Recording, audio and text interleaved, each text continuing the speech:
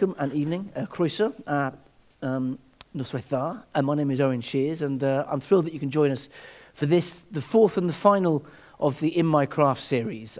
If you haven't been previously, In My Craft is a new series of craft of writing events that we're holding here at Taliesin, named, of course, after the famous poem by Dylan Thomas, In My Craft or Sullen Art, exercised in the still night, in which he suggests towards not only how he writes, but perhaps also why he writes. And I suppose those are the two questions that we've been really involved with asking authors across the full spectrum of poetry and novels and non-fiction. And this evening, I'm pleased to say, in the realms of the short story and the novel, with the wonderful award-winning author Sarah Hall.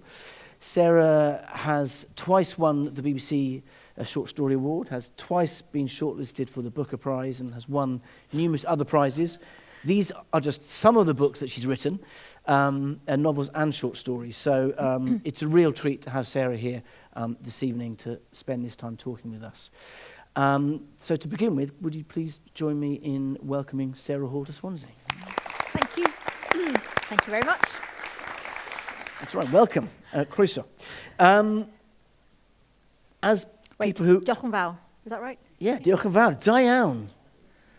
Okay, this will now be entirely conducted in Welsh, which will be a comedy show for everyone. We're doing dysgu now.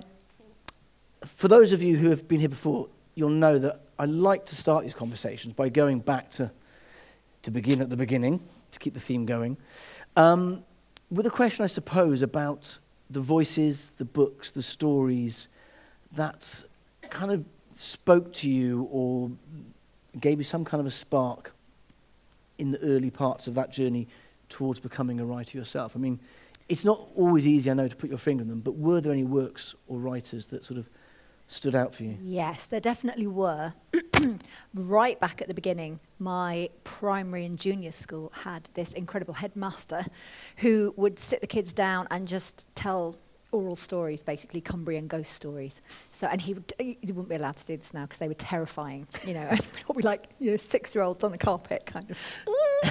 But it was absolutely mesmerising, and he wasn't reading from a book, he was just telling us the stories, and that obviously sank in, the idea of a very kind of strong frame that you could just speak, So that was my first real recollection of being told a story and hearing a story, and the kind of voice as an instrument in some ways.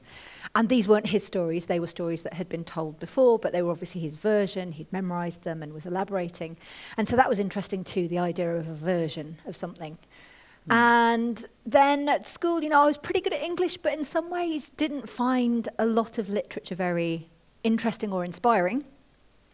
Probably until I got to about the age of 13, 14, had a very, very good English teacher. I think this is quite a common story, isn't it? There's the kind of one teacher, if you're lucky, in English that will fire you up, a bit like Dead Poets Society.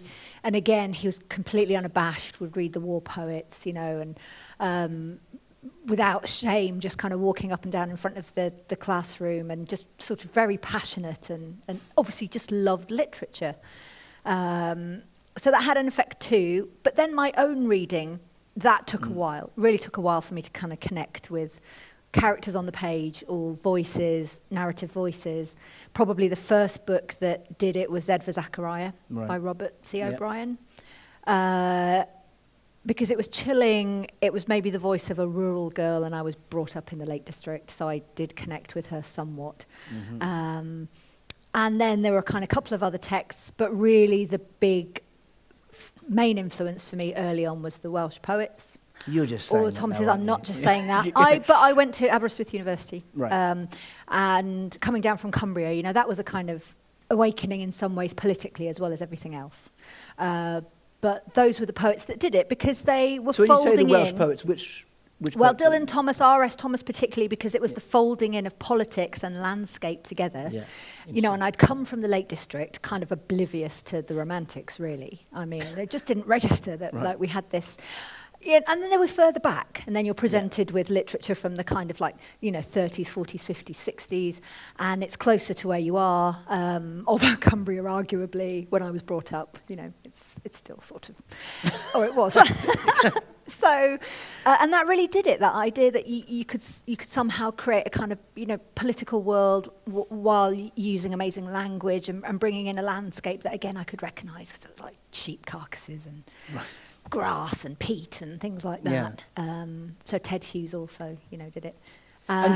And initially, as a writer, you actually began with poetry, is that right? I did, yeah, I did. And I think lots of writers do, don't they? Because that's the sort of high art that you think as a kid, we'll aim for that. And then you realise that it's really bloody hard. And also you make no money doing that. But it's a great beginning point, because you're having to think about language in relation to essence and subject. So again, I would always say there are no hard borders between poetry and fiction. At least I've tried to approach fiction that way, because everything works at the level of the sentence, or the level of image, the level of metaphor, the level of, however the construction of words together, however few or many there are, in connecting with the reader, creating a world and atmosphere. So to this day, I probably read more poetry than I do fiction. But in terms of fiction writers, are there any particular voices that you would say, not necessarily at the start, but through your career as a writer, that, I suppose, why am I asking about voice? Because I'm aware that you have a very unique voice, and it's something that's often touched upon, but I'm interested to know what are the various kind of sources of genesis of that, maybe? There are writers that I'll return to now, and I always name James Salter as one of them, because, again, at the level of the sentence, it's just exceptional writing.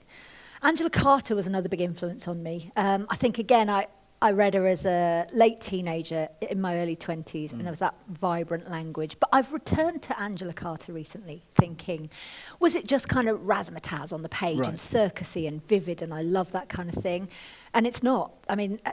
If you read something like The Bloody Chamber, yes, it has that kind of heightened sensibility and sensuality, but there's such dimension to the sentences, the references in it. It's kind of diamond-like and refractive. So there was obviously something early on, and there's still something now that I would go back to. And if we're thinking about feminism as well, those kind of early kind of experiences of exhilarating female characters, the mother in The Bloody Chamber riding in on the horse. Yep. I name this quite frequently because it was the first time I really felt exhilarated, other than Anne Burden in Z for Zachariah. That was the first time I felt exhilarated by a female character. It's enlivened. Yeah, because even as you describe that character, sort of retrospectively, that feels like a Sarah Hall character. In some ways, those were the models. That kind of, I suppose, that mix of lyricism and sort of physicality, and darkness and light. And I suppose, maybe coming back to the poetry, I suppose the other thing I wanted to ask you about was your relationship to rhythm and cadence in fictional prose. Because if there is something that knits the fabric of the short stories and the novels, and we'll talk a bit about what those different forms offer you and ask you, for me, it would be the cadence of your work. And I'm just interested, at what point in your work does the cadence and the rhythm in your fictional writing, your fictional voice, at what point does that enter? Is that at an instinctive level, or is it linked to character and place? It's an instinctive narrative level, I think. It's just finding the right voice, and that might almost be like, finding the right bandwidth, or something tunes in, and then the first draft, it's difficult. You'll know this. You kind of you fall away from the voice sometimes, and you think, I've lost it. Where is it? And it's in the edit that it might come back. But I think it's finding that first mode of communication. And I'm not a musician, but sometimes I've likened it to music in terms of finding the right pitch and note, knowing that somehow I need a hard consonant at that point in the sentence, because that will sound right and somehow have an effect on the reader, or certainly me, because as a writer you're also the first reader, so that it's very much that early stage. And a lot of the kind of oblique angle, the metaphor, comes in very early too. That's not worked over later. That's there, because I think like that, and so it comes out like that. It's interesting. the way you're talking, it sounds as if you construct your stories from the detail out, from the inside out, so to speak. Would that be true, or does there need to be an architecture of a plot and character place, or do you begin on the level of the sentence as well? Yeah, that's an interesting question. I think because I've moved towards short stories, and for the last decade have been writing a lot of short stories, there needs to be more of a sense of shape when I start, the sense of an episode or a containment. I often talk about the kind of the story and the way it's compressed, and there's a hinterland around it that's sort of compressing it and referring in and out. So I do have more of a sense of an architectural shape to it. Not a plot necessarily or a plan, but an idea that something will fill a certain amount of wordage. With a novel, it's far more freeform. The research kind of comes at the same time as the writing, and there might be a sense of where it's going. There might be a vague sense of an ending. Often there's a decoy ending that I will imagine and then write around, which can be helpful because you've got the end in sight, but it might not be fitting given what you've written before. So there's kind of... You write around, or you're surprised by another ending? Surprised by another ending, or just slightly avoiding the ending I thought was going to happen. Right. And then maybe there's a kind of... I'm interested in the sort of internal and developing logic of something as I'm writing it, not knowing what the kind of logical plan is when I begin, because I think in that way there's a sense of natural movement, like the game of chess is not already won, or you know what I mean, the scheme isn't there. Yeah. So I quite like to have a sense of naturally what is logical next as I'm writing, and that might just be from one scene back, or it might be a larger reference back to the beginning. Right. The times I've written a synopsis for a book, luckily nobody from my publisher in here, the times I've written a synopsis for a book, before I've written it, I've instantly got the fear about what that book might be or shouldn't be, and then it sometimes doesn't get written, frequently doesn't get written. Yeah. So, it's the clear field of snow, isn't it, that people talk about. You kind of want to run in and put the footprints in as you're doing it. Yes. And not follow another set, even if it's your own set.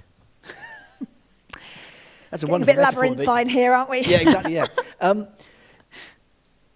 Within that process that you've just described there, I'm wondering where and how for you does character enter the equation? And I suppose initially in the world of novels, because I'm aware that in your short stories, some of which are only a few pages long, there are other ways that you have to paint a character.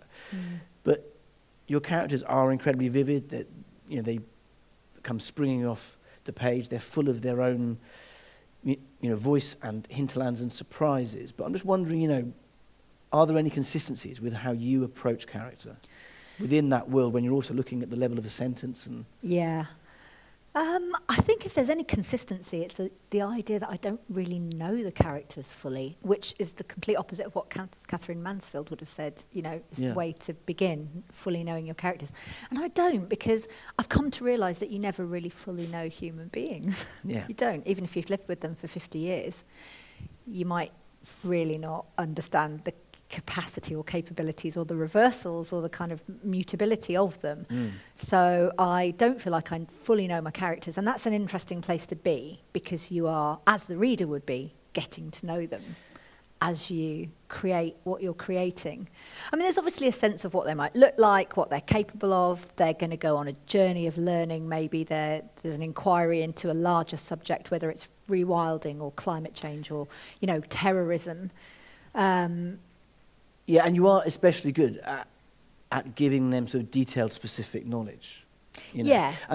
I'm aware that your background is in art history. Is that right? You did an art history degree. So both in Burnt Coat, your most recent novel, and in How to Paint a Dead Man, you feel that kind of that knowledge coming to the fore. But in other books like The Wolf Border, it is in the world of rewilding and reintroducing wolves into and I suppose, what's the question? It feels to me that sometimes in that very practical research, that's where you're also getting to know a character.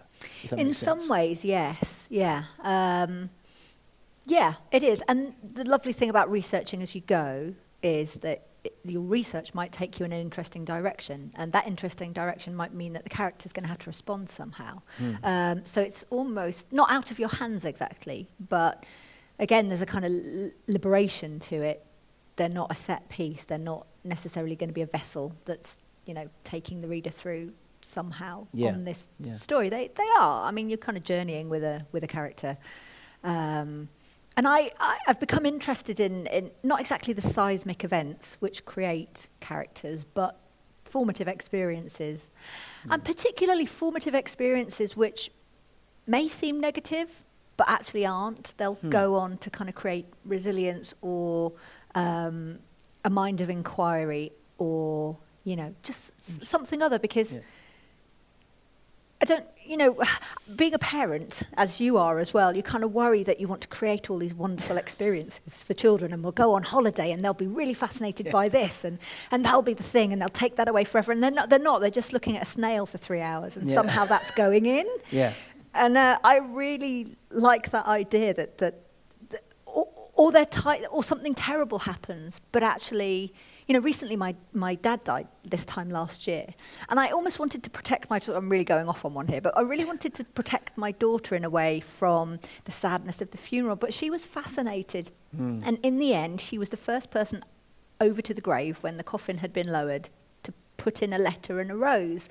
And she was curious, and she'd been sketching kind of Grandad buried down in the ground. She was 7 at the time, sketching pictures of Grandad down in the ground with a big smile on his face and a tree growing up above him. And I just thought, what? She has to have this experience. That's hers as much as it is mine. And for her, there's something really beautiful. I was devastated. We were burying my dad, and she was sad because she missed him. But there was something other about it for her. And I suppose that's a lot of what I'm interested in, the idea that sort of created a bit of an artist on the day. Yeah. Amazing. Yeah, amazing. I think you've got a reading from Burnt Coat, which actually sort of touches upon this territory. I think it might be nice to hear that now. Yeah.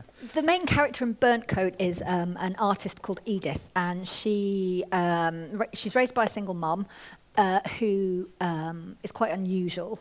And Edith goes on to become a kind of sculptor who creates these monumental pieces of art, often in burnt wood, but very kind of strange, idiosyncratic pieces. Anyway, and so I'll read a section from the beginning, or close to the beginning of the novel, where you get an idea about how and why Edith goes on to become who she is, in some ways. Great.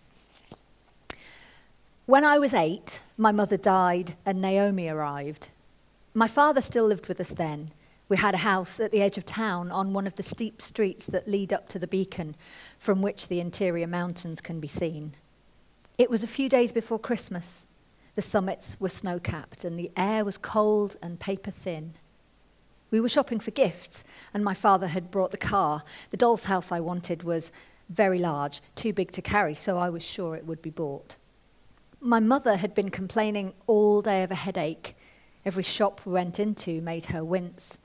These lights are so bright. She kept dragging her feet and sitting down, rubbing her forehead. We'd been to the old civic library, and unusually for her, she'd borrowed no books. My father was annoyed. Why did you come out with a migraine? Do you want to go home? On the walk back to the car, she stumbled. My father was walking a little ahead to start the car and turn on the heating. He did not see. She lost her balance and fell to the pavement, kneeling for a moment in the slush, then leaning over and sitting. Adam, she called, where is Edith? Is she there? She sounded very calm. Her words were slow. Adam, I can't see her. I thought she was starting an interesting game. She could be very silly and playful. I'm not over here, Mummy, I said, walking round behind her, and I'm not over here. She held up a hand, carefully touched the air. I can't see. I squatted down in front of her, stared, moved my head around. Her eyes did not follow. One iris seemed like a black planet. Dad, I called. My father walked back to us. Move out of the way, he said. What is going on, Naomi? Why are you sitting there getting filthy? She raised her arms, and my father took hold and hauled her up. When he let go, she swayed and sagged again. He walked her across the car park, opened the door of the Volvo and helped her onto the back seat. With every step, she lost power like a toy running out of battery. She lay quietly on the red leather, her eyes wide and empty. "Get in the front," he told me. This was the first time I'd been allowed in the passenger seat. I clicked the metal seatbelt into its lock. It was baggy, set for an adult. My father started the car and drove unhurriedly, stopping at the traffic lights. For some reason, I thought we were just going home. I kept turning to look behind. My mother was breathing rapidly, her eyelids beginning to droop. She tried to talk, but the words were babyish sounds. There was a clicking in her gullet. I looked again, and her face was in a pool of lumpy fluid. "Mum's been sick. She's being sick." "Okay, thank you, Edith," my father said. I was not scared. Nobody in the car seemed scared by what was happening. "Now turn round and sit down." He drove to the infirmary, pulled up to the main emergency door and put on the handbrake. "Stay here," he said to me. "I want to come in too." "No," he said, "but I want to come in with Mummy." He reached across the gear stick and smacked me on the top of the legs, an awkward, pluffing whack that stung through my skirt and tights. And then he got out of the car, walked into the hospital and came out with a porter and a wheelchair. They slid Naomi from the back seat, lifted her into the chair, and I watched her being pushed inside, her body listing over. My eyes were watering. The tears refracted everything. And for a moment, there were two leaning women in two wheelchairs. I blinked, and one was gone. The car smelled sour. The passenger window bloomed coldly under my palm. An ambulance pulled up next to the car, and the paramedics unloaded a stretcher. When my father came back, he did not apologize. I said nothing as he moved the car into a parking space. He steered me silently inside the building, his hand pressing between my shoulder blades. I was given children's books by the receptionist. "You look like a clever girl," she said. "I bet you can read these all by yourself." I listened to her speaking to the doctors, speaking to my father, speaking into the phone. They were planning to move my mother to another hospital as quickly as possible. While my father was in the toilet, I slipped over to the receptionist and asked if I could see my mother. "Oh, no, Poppet, you can't. She's very sick. They have to do an operation." "Well, what's wrong with her?" I asked. "Is it her headache?" The receptionist nodded, looking pleased, as if I'd answered a school question right. "Yes, Poppet, she's got a blood clot on her brain." "Oh, here we are." The sound of the helicopter approaching was unmistakable. The furious blades, air thumping beside the building as it landed. Suddenly I realized everything was serious. Helicopters were used to rescue climbers who'd fallen from the ridges. They were used to save lives. For a minute I thought we would all be going, and I was lit by excitement and fear. I'd never flown before. But almost immediately the helicopter lifted again, even louder it seemed, its rotors whining, a blaze of deafening noise. Soon it was a faraway drone. My father took me home, made toast, and asked me to go to bed. "I need you to be a big girl, Edith." I lay looking at the luminous stars stuck to my bedroom ceiling. In the morning, he told me my mother had been airlifted to Newcastle and a surgery performed. She would have to spend several weeks in hospital. It was a very complicated operation. They've had to do some things that mean she won't be for herself for a while. She might not even know who you are. He was wearing the same clothes as the day before. His eyes were puffy. His whole face seemed puffy, the features gathering closely together inside it. "Yes, she will know who I am," I said. He shook his head. "She's unconscious. Christine's mum's going to look after you today." Every few days he made the journey across the country. I kept asking when I could see her. "Not yet," was all he'd say. "She's not well. She doesn't remember." On my first visit to the rehabilitation centre, my mother was sitting at a table, drawing a picture. There was a strip of stubble in her hair containing a vast, raised caterpillar scar. One side of her face seemed pulled back and lifted. I stood in the doorway, too scared to approach. "Go on," my father said. "You wanted to come. I'll get a coffee." He was not looking at my mother and hadn't said hello to her. He walked away down the corridor. My mother didn't seem to notice me. She had on pale blue pyjamas with white snowflakes that made her look younger. A nurse entered the room behind me. "Ah, you must be Edith. Your mummy's been missing you. Come in." She walked me to the table, pulled out a chair for me. I sat. The nurse gently placed a scarf round my mother's head, covering the curved purple welt, and tied it at the back. There we go. But I couldn't unsee the awful wound. The picture was childish, a tree or a figure. My mother seemed confused about the line she was making, which direction it should continue in. I took the pencil from her. She looked at me. Her expression was blank and curious, like a bird assessing an item on the ground. I finished the line, drew a nest on the branch with spotted eggs inside. Her mouth opened and closed a few times, popping wetly. With concentrated, almost physical effort, she said, "Ah, na, me." I looked at the nurse, who smiled. "What is she saying?" I asked. The nurse put her hands on my mother's shoulders, stopped the swaying motion that had begun to increase. "She's introducing herself. She's saying, 'I'm Naomi.'"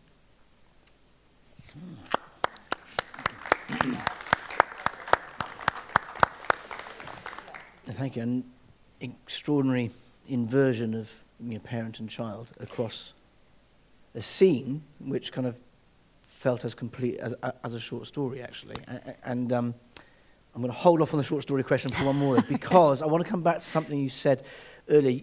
You mentioned politics in relation to R.S. Thomas and to Angela Carter, and you're a writer who does not shy away from politics in your work.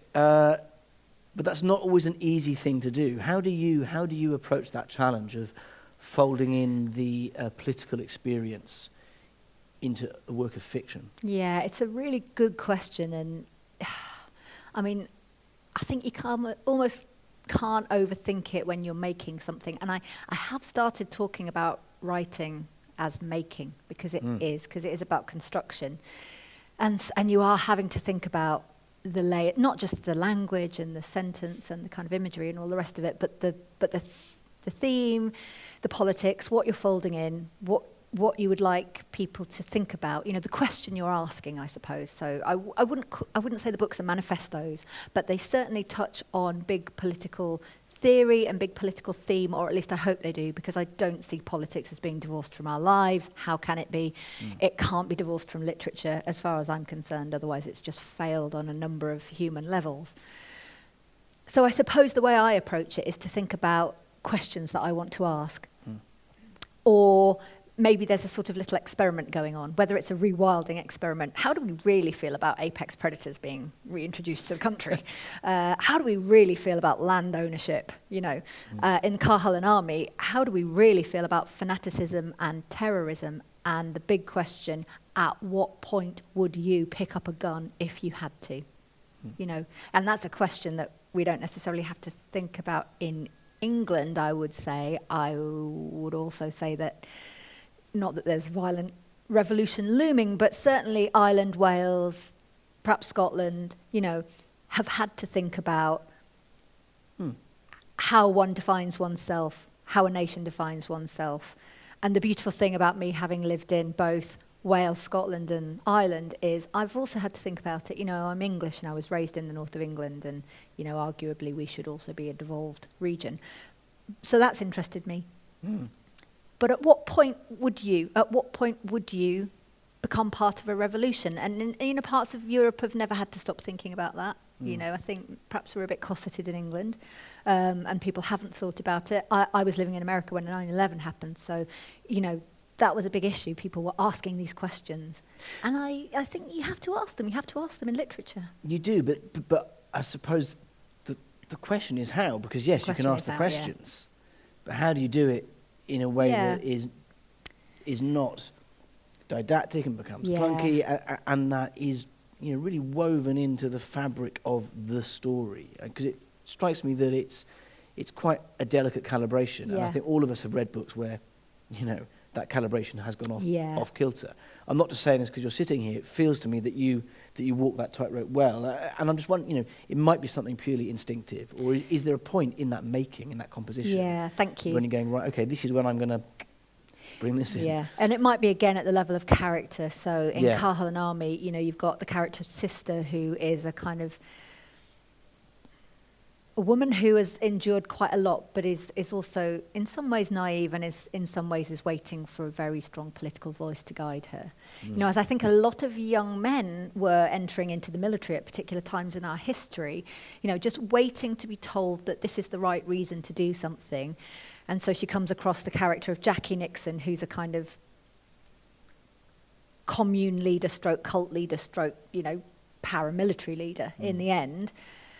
And perhaps it's also a question of just walking those political lines where you are dealing with a hot potato, but actually trying to stay on the fence. So, here's Jackie Nixon, and she's a hopefully a really magnetic character, because you have to be a magnetic character if you're going to get people to go to war for you, And that's interesting, that if you can set it up for the reader whereby you're taking that journey and you're really feeling conflicted, possibly, about what's going on. Yes, I believe in this. I believe that women have suffered under this kind of administration in Britain, and therefore I understand why they would want to go and do this. But at the same time, this woman is being trained, sister's being trained in a paramilitary, and she's having to do terrible things, and, it's awful.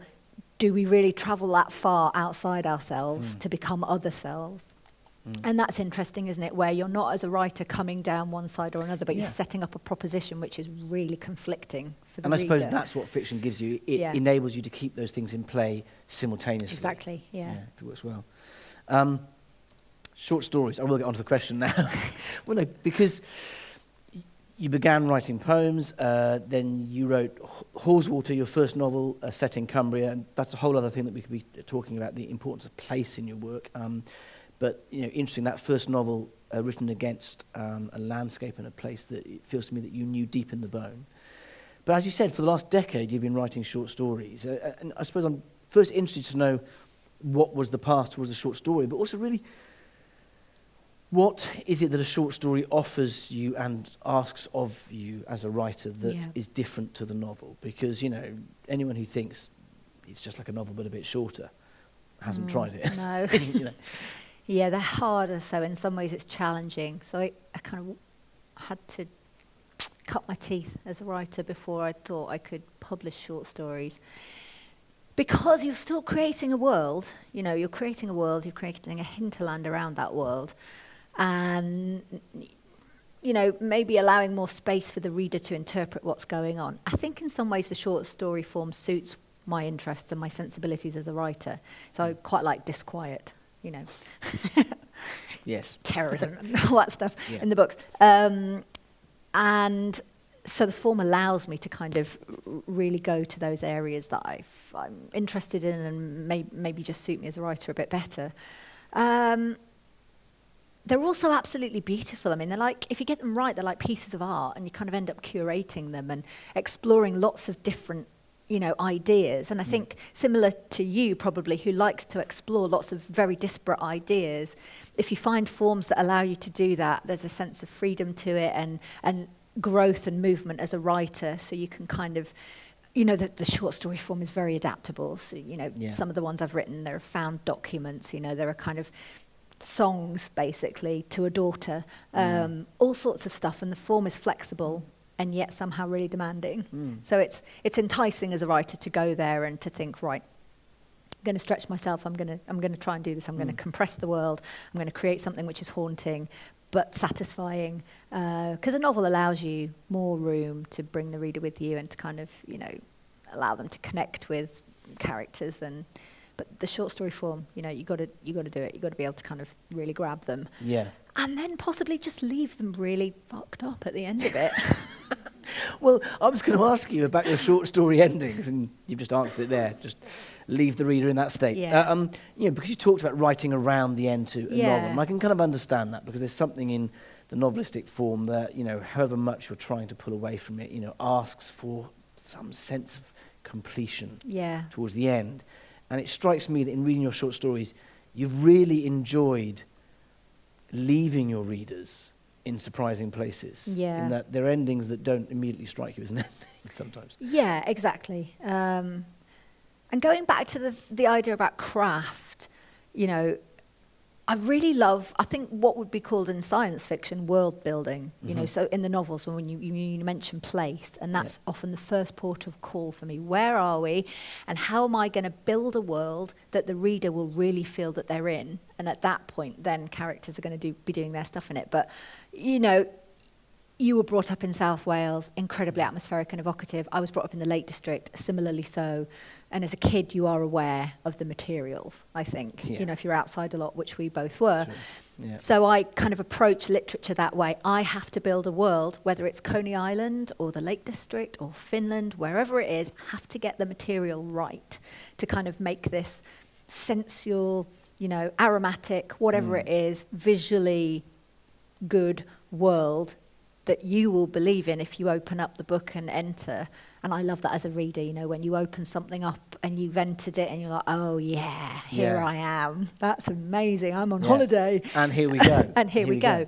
So, but with short stories, is that true? Because actually with some of your short stories, a reader is quite often sort of, in terms of place, is sort of unlocated for a while. Yeah. Because of that sense of disquiet. You know, that's right. Yeah, that's that right. you're creating. So in terms of place and setting and detail, a short story again is asking something different. It's asking something different, and it's asking more. So if you're going to venture into the kind of science fiction, which a lot of the short stories are, they're either fantastical or there's an element of science fiction to them, you're still dealing with place, and it's even harder to convince somebody that they're in a hospital where abortion is banned, and so the medical staff are having to converse in a certain way to touch each other up and find out what their politics are, whether they can perform an illegal abortion on this patient, or are they going to get fined for it because someone's in the room who will report them.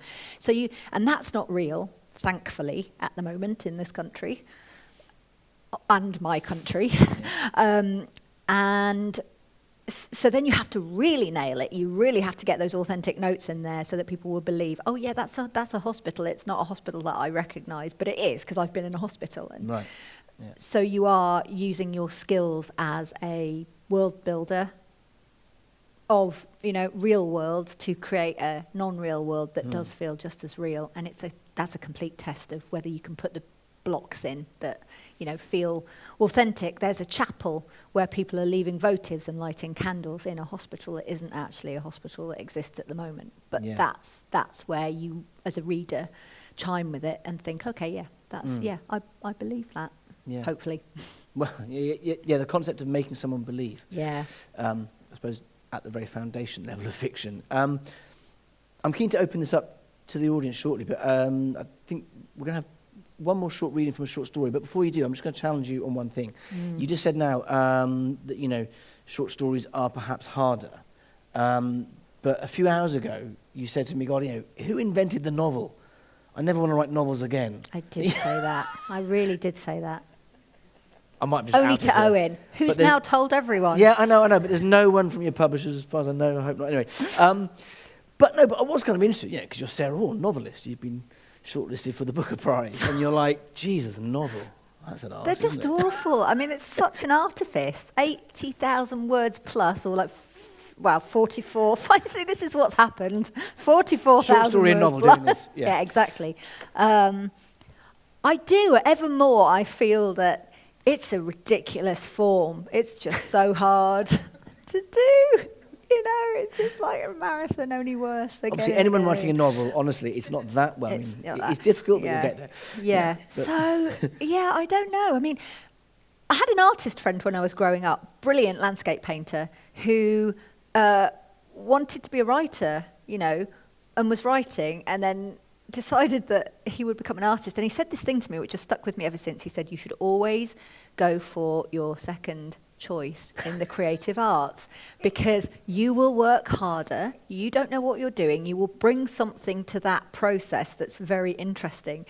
So I think having I started out as a poet, a terrible one, and then become a novelist, you know, But the short story has somehow, I didn't ever expect to be a short story writer, Is that and your second somehow part? it feels like coming home. Yeah, right. And because it feels like coming home, novels now feel like, just slightly problematic, But you will be writing more. apparently. Right, okay, right. Right. Well, before I open up for questions, should we hear something from a short story? Is that right? Yeah, I was just going to... So there's this short story called Mrs. Fox, which I really enjoyed writing, and it's a kind of, how do you pronounce this, calque of a novella called Lady and Fox by David Garnett, A calque, sorry, can you 1922. unpack that a bit? C-A-L-Q-U-E, French Yeah. word. Just means a kind of, like a version, like you're taking, almost, not an exact version, but a kind of shapeful version of that thing. Okay, right. So I hadn't read the novella when I wrote the short story, helpfully, but I heard a kind of précis of it, and there were certain plot points in this novella that absolutely fascinated me. Man is married to a woman turns into fox. He continues to live with the fox as his wife. Ding, ding. Yeah. That's not working out very well. Man has trouble domestically with fox, who is his Shock horror. wife. Yeah. As you would, feeds her at some point a live bird. Okay. Loves her so much that the interesting thing, I didn't know why I was interested in it. My dad had been kind of caring for my mum, who was very ill, and I was interested in that role reversal of a man caring for a woman and that immense flexibility of love, which gender stereotypes we might think of Yeah. as the woman being immensely flexible. Anyway. And then at the end of Lady and Fox, she gets eaten by hounds, I think. So I knew that ending, but I didn't write that ending. Anyway, so that was very freeing, deciding to write, and didn't know what the language was like because I hadn't read it. Very different from mine, it turns out. But I had these plot points that I thought, oh, great, I'll just hang my story on these plot points. And it's probably the purest feeling of writing that I have ever had. Because it's like a constellation, this dark sky in Yeah. between these very bright points worked beautifully. So I was so happy with the story. Fascinating. Talking about craft and Yeah. technique, I'll read you a small section from the novel, and it's the short story. It's where she turns into a fox. In the novella, I think the sentence goes something like, and then she turned into a fox. So I didn't do that. But again, it's what can language do? So I need to convince you that this woman is going to turn into a fox. How am I going to do it? So this is how I tried to do it. Anyway. So tomorrow is the weekend when time becomes luxurious. But his wife does not sleep late, as she usually would. When he wakes up, she's already up in the bathroom. There is a sound of running water, and under its flow, another sound, the low cry of someone expressing injury, a burn or a cut, a cry like a bird, but wider of throat. Once, twice, he hears it. Is she sick again? He knocks on the door. Sophia? She doesn't answer. She is a private woman. This is her business. Perhaps she's fighting a flu. He goes to the kitchen to make coffee. Soon she joins him. She has bathed and dressed, but does not look well. Her face is pinched, dark around the eye sockets, markedly so, as if an overnight gauntning has taken place. Oh, poor you, he says. What would you like to do today? We could just stay here and take it easy if you don't feel well. Walk, she says. I'd like some air. He makes toast for her, but she takes only a bite or two. He notices that the last chewed mouthful has been put back on her plate, a damp little brown pile. She keeps looking towards the window. Would you like to go for a walk now? He asks. She nods and stands. At the back door, she pulls on leather boots, a coat, a yellow scarf, and moves restlessly while he finds his jacket. They walk through the cul-de-sac, ringed by Kaluna houses, past the children's play area at the end of the road, the concrete pit with conical mounds where children skate. It is still early, no one's around, intimations of frost under north-facing gables. Behind the morning mist, a faint October sun has begun its industry. They walk through a gateway onto scrubland, then into diminutive trees, young ash recently planted around the skirt of the older woods. 2 miles away on the other side of the heath, towards the city, bulldozers are levelling the earth, extending the road system. Sophia walks quickly on the dirt path, perhaps trying to walk away the virus, the malaise, whatever it is that's upsetting her system. The path rises and falls, chicanes permissively. There are ferns and grasses, twigs angling up, leaf spoils, the brittle memory of wild garlic and summer flowers. Towards the centre, a few older trees have survived their branches, heavy, their bark flaking, trunks starred with orange lichen. Birds dip and dart between the bushes. The light breaks through, a gilded light, terrestrial, but somehow holy. She moves ahead. They do not speak, but it's not uncompanionable. He allows himself for a few moments to be troubled by irrational thoughts. She has a rapid, senseless cancer and will waste. There will be unconscionable pain. He will hold a fatal vigil beside her bed. Outliving her will be dire. Her memory will be like a wound in him. But as he watches her stride in front, he can see that she's fit and healthy. Her body swings, full of energy. What is it then? An unhappiness? A confliction? He dares not ask. The woods begin to thicken, oak and beech. A jay flaps across the thicket, lands on the ground nearby. He admires the primary blue elbow before it flutters off. Sophia turns her head sharply in the direction of its flight. She picks up her pace and begins to walk strangely on the tips of her toes, her knees bent, her heels lifted. Then she leans forward and in a keen, awkward position begins to run. She runs hard. Her feet toss up fragments of turf and flares of leaves. Her hair gleams. The chromic sun renders it livid. She runs at full tilt, as if pursued. "Hey," he calls. "Hey, stop! Where are you going?" 50 yards away, she slows and stops. She crouches on the path as he hurries after her, her body twitching in an effort to remain still. He catches up. "What was all that about, darling?" She turns her head and smiles. Something is wrong with her face. The bones have been recarved. Her lips are thin and her nose is a dark blade. Teeth small and yellow. The lashes of her hazel eyes have thickened and her brows are drawn together, an expression he's never seen, a look that is almost craven. A trick of kiltering light on this English autumn morning. The deep cast of shadows from the canopy. He blinks. She turns to face the forest again. She is leaning forward, putting her hands down, lifting her bottom. She has stepped out of her laced boots and is walking away. Now she is running again, on all fours, lower to earth, sleeker, fleeter.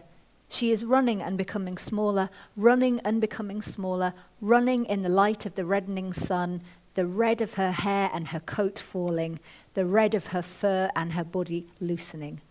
Running, holding behind her a sudden, brazen object, white-tipped. Her yellow scarf trails in the briar, all vestiges shed. She stops within calling distance, were he not struck dumb. She looks over her shoulder, topaz eyes glinting, scorched face. Vixen. So much fun. And that's what language can do. There we are. No, thank you so much. Diolch yn fawr iawn. Iawn. We've got about 15 minutes left, so I'm keen now to throw it open to you if you've got any questions for Sarah from the audience. Yep, one at the back up there. Yeah. Just wondered if you've got any kind of consistent inkling about, you've used the word hinterland a fair bit tonight, about how far to push into that hinterland, the relationship between the hinterland and the terra cognita that ends up being kind of what you see on the page. I know there's different ways to do it, but I wonder if you've got any consistent patterns that you observe in terms of knowing when to stop. Yeah. It's a really, really good question, and it's kind of vital relationship for the short story because, I mean, I kind of always, we were talking about this earlier, I sort of think about there being an immediate story or an activated story, and whatever's happening in that world sort of has to feel quite compressed, but it's referring outwards. And I don't know, I mean, it's, again, at a sentence level, I think, if the narrative frame, if that kind of immediate story gets broken open too much, then you lose the kind of tension of the short story. And yet somehow this outer world has made this inner world, and that's what's giving it a kind of sense, logical sense, sensual sense, all of it. And it's just, especially with the short story, it's just having to find the right amount of tension between the two so that you feel that something greater has produced this episode, this kind of, you know, something's exploded in space. And it's an event, and yet around it is what's holding it there and what's making it possible. And a lot of it's caught in the edit. So more and more I try and focus on what are the activated scenes, what's the kind of movement of the story, what is holding it together, giving it that shape that the short story likes, while also giving it a sense of suspension in something bigger, because that's what's satisfying about short stories, you know. It's almost like you are looking through a keyhole at a little weird erotic event going on the other side of the door, you know, and that's what you're focused on, and that's really, really compelling. But there is still a door, and there's a keyhole, and there's a room, and there's a kind of building around it, and then there's the kind of the wife and the husband of the people that are having the affair in the room, you know what I mean? So there is the structure. And I think you only know story by story how to make the things work together, you know, where to catch, where to compress again, where to kind of cut down that sentence. You need to refer to it very briefly, that outer world, in order to make this more sort of compelling and meaningful and bright and like diamond-like. Thank you. Is that okay for that? Yeah. Follow-up question? So in the story you just read, there was that lovely sentence, she was a private woman. And I love the ambiguity, we don't know who's speaking that. Yeah. It could be kind of a narrator. It could be an internal thought process of the husband. It could be that she's told him that so often that he's internalized it. Yeah. There's so much of that, and it's a really surprising sentence to happen at that time. And it kind of defers our knowledge of what's happening to her in a really nice way. There's some lovely withholding going on there.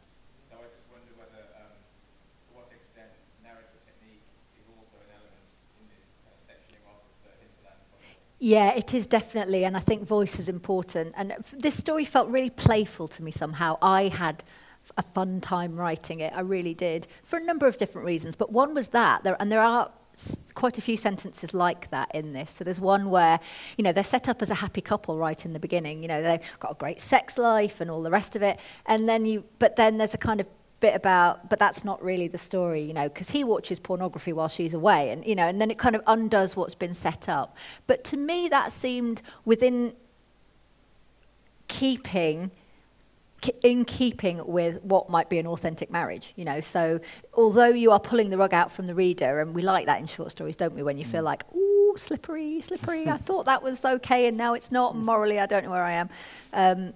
And so that was fun to do, the kind of... And again, marriages, they're a great example of it, you know. You sort of think they're one thing and maybe they're not, and then there's all the other stuff going on around it, and that's interesting, and he doesn't ever really know her, and why is she turned into a fox? So it's just a metaphor for why does somebody change? Why do they leave you? Why do they get this terrible illness that makes them into something completely different, a different person to the one you married? And the letters I've got about this story from people saying, you know, my wife upped and walked away after 40 years and I never saw her again, I didn't hear anything and I don't know why. And we don't know why, we just don't know why. And I think stories, again, you're giving shape to something that's very hard to understand and give shape to, human character, which is entirely mutable, you know. It's interesting, isn't it, how it's a trick. The two extracts that you've read in that respect are actually surprisingly closely linked. Yeah. You know. Yeah. This change, this metamorphosis, be it through illness or be it a metaphor in itself. Yeah, exactly. And what you were saying, everything in answer to those two great questions, thank you. In some ways, we're back in the world of the poem as well, aren't we? Yeah. The keyhole view with the world, but you know, with the world beyond the door. Yeah, and again, language as essence. I mean, that is the great kind of lesson of poetry, that good grief, in like 6, 7, 8 words, the fundamentals of something might have been caught just because of that excellent language choice. Those words which are not only beautifully visual, but they have undercurrents in them, or there's a word in there with the English, I don't know Welsh well enough to say, but the English language, just beautifully dimensional, the references, you know, the layers within a single word even, that kind of can have an effect. Or in some ways more so because it's been formed by so many waves of linguistic invasion. So there's references go across 4 or 5 other languages. Yeah. And those choices that you make, I mean, I think, so when he feeds her the live bird in this story, you know, she does what a fox would do, which is to kind of crouch, leap up on top of the bird. You know, it's flapping around, going to kill it, open it up. And the intestines, I think that I described them as plush, you know, as you would the kind of contents of a really fancy sofa, really comfortable, like red velvet sofa. And people have gone, oh, that word's really like more so than the idea of like red and plush. That's horrible. But it's got pulse in there. Exactly. Yeah. So that's what you're looking for. Just that word that will go the extra mile for you in terms of connecting with the reader somehow and giving them a feeling or the sensuality of it. You know, that's what I'm really interested in. And it's really interesting to hear that concept of word choice being spoken about within the frame of a short story, not a poem, because it's equally, you know, valid, but all too often that's not a conversation isn't being had. Yeah. Any other questions from the audience? There's one.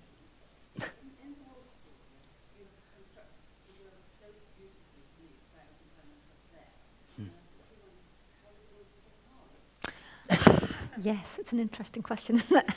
I wonder how they would be getting on. So, like, in the studies that I read for the research for the book, currently as it stands, I think Scotland could sustain 3 packs that would keep a healthy buffer zone between them, but also outbreed, which they need to do. So I don't know, like off-screen, interestingly. Yeah. Perhaps there have been more reintroductions, and you know, there's a nice group of wolves that are doing their own thing, and you know, more planting has happened in their corridors and all the rest of it. So I like to think that they're thriving, but the reality is, for wolves in a built-up country, you know, the roads are a problem. You know, all the other stuff's a problem. So. But that's what's so interesting in that novel. It's the question the wolves ask of the place. Exactly, about how we manage landscape and how we've come to understand biodiversity, and especially with wolves. I mean, it had to be wolves because they're so provocative. You know, they've entered the consciousness, the kind of national, multinational consciousness, because we haven't had them in reality, and we've only had them in folktale and fairy tale and all the rest of it. They have become this thing which is a misunderstanding of what the creature itself is. And they're on insignia and they mean something differently. And so to kind of examine what they mean to us and then really what they might mean to the environment, that was an interesting thing. And just the idea of apex predators politically as well was, you know, that's in the book too. I suppose that's the thing about novels. They do give you the opportunity, don't they, to kind of create these stratas. Yeah, they're not that bad, Sarah. They're not that bad, actually. They're Novels all right. Brilliant. I mean, it's a great device that allows you to kind of do a full-on examination of any subject that you pick. Exactly. I love them. You should probably have a go at them. They're really great, honestly. You'd love them. I'm sorry to... Well, I'm not cutting us short, but I think we've got time for just one more question. And the reason I'm just going to limit it to one is because I want you all to have a chance to buy Sarah's books outside, maybe have a chat with her there. But Sarah has driven from Cumbria today, and she needs to eat at some point. Hopefully not in that wolf kind of fashion. Yeah, I want that venison. Would just be awkward. But maybe time for one, maybe if they're quick, 2 more questions, if anyone has them.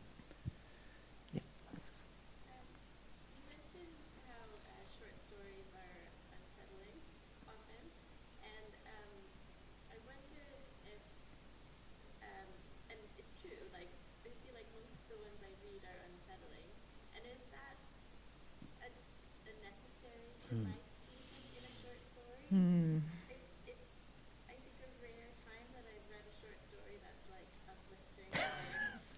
Yeah.